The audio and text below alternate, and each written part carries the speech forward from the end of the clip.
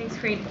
The White House Chief of Staff was supposed to meet with cabinet members today. I was wondering if you could confirm that. And I don't have anything to confirm about a meeting with cabinet members today. What I can share, I don't know if you're talking about the specific memo that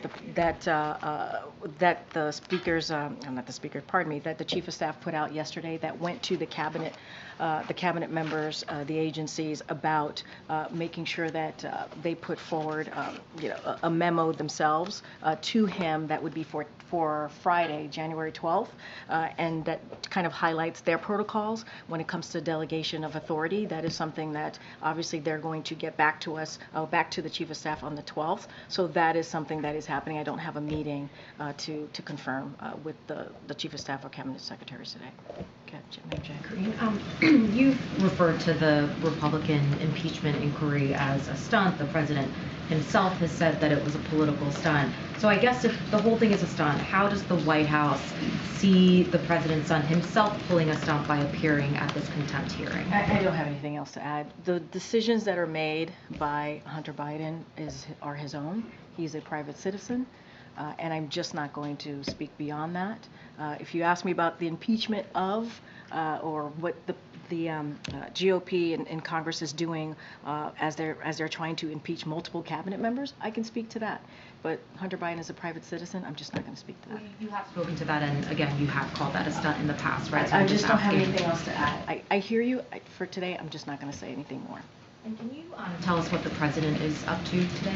Yeah, I have a couple things I can share with what the president is doing today. As he always does, he's working around the clock, focusing on the issues that matter to the American people, everyday Americans, obviously. I talked at the top about the record-breaking 20 million Americans that have enrolled in health care coverage through the Affordable Care Act. That's always his focus, obviously making sure that health care is available for all.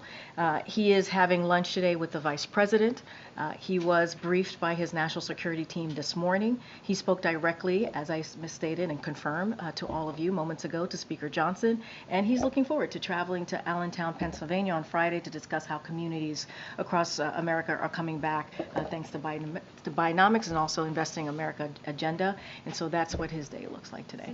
Since there isn't anything on his public schedule, what would the White House say to any Democrats that might say, we're now getting closer to the election, the American people need to see him every day out in public? So I'll say this, and I have to be careful, right? This is an election year. I am a federal government employee. I cannot speak to a upcoming election, but I certainly can point to the president's schedule over the past couple of days, right? He went to South Carolina. He went to Valley Forge. Valley Forge, he talked about something that is incredibly important, our democracy, our freedom, and how we must protect that, how we must do everything that we can to make sure we keep our democracy strong, and how there's a decision for Americans that they're going to have to make.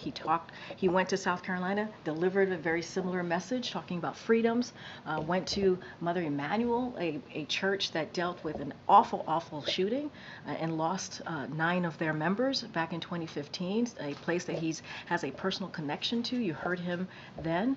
And so, look, the president's going to go to Allentown to speak about Bidenomics, Investing in America on Friday, and you will see a lot more of this president. I don't have anything else to share. And once we have more to share on his schedule, I certainly will, but I want to be really careful not to speak to 2024.